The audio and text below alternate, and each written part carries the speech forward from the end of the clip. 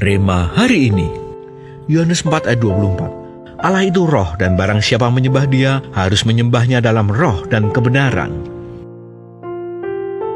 Seorang anak tidak perlu kata-kata rumit untuk berbicara dengan ayahnya. Bahkan dalam tangisan atau diamnya, sang ayah tetap mengerti isi hatinya. Demikian juga dalam kehidupan rohani. Banyak orang berpikir bahwa doa atau penyembahan yang kuat harus panjang, penuh dengan kalimat indah dan terdengar mengesankan.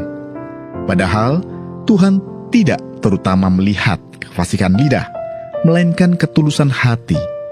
Yang Tuhan cari bukan kata-kata yang mengesankan, tetapi hati yang sungguh terhubung dengannya. Dalam Yohanes 4 ayat yang ke-24, Yesus menegaskan bahwa Allah adalah roh, dan setiap orang yang menyembah Dia harus menyembah dalam roh dan kebenaran. Dengan kata lain, penyembahan sejati tidak tergantung pada bentuk luar, tetapi pada kondisi hati yang hidup dan selaras dengan kebenaran Tuhan. Menyembah dalam roh berarti kita datang dengan hati yang terbuka dan dipimpin oleh Roh Kudus, bukan sekedar rutinitas. Menyembah dalam kebenaran berarti hidup kita selaras dengan firman-Nya. Ketika keduanya berjalan bersama, penyembahan kita menjadi perjumpaan yang nyata, bukan hanya aktivitas rohani, tetapi hubungan yang hidup dengan Tuhan. Karena itu, marilah kita membangun kehidupan doa yang tidak hanya sibuk dengan kata-kata, tetapi kaya akan hadirat Tuhan. Jangan ukur kualitas doa dari lamanya waktu berdoa atau banyaknya permohonan yang disampaikan. Bangunlah kedekatan yang nyata dengan Roh Kudus setiap hari.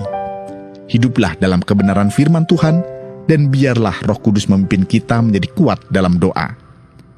Semakin dekat kita dengan Tuhan, semakin peka kita mendengar suaranya.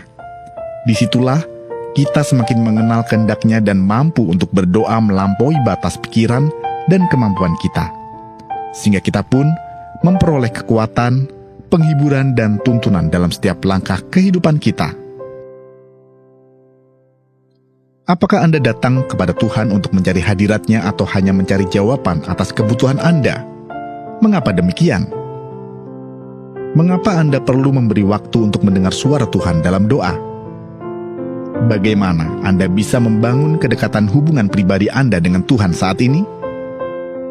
Tuhan Yesus, kami rindu memiliki kehidupan doa yang hidup dan berkenan kepadamu. Bukan sekedar penuh kata-kata, tetapi penuh persekutuan dengan Roh Kudus. Dekatkan hati kami kepadamu dan ajar kami untuk tinggal dalam hadirat-Mu setiap hari. Di dalam nama Tuhan Yesus, kami berdoa. Amin. Doa yang melampaui batas bukan tentang seberapa banyak kata yang diucapkan, tetapi seberapa dalam roh kita bersatu dengan Roh Kudus.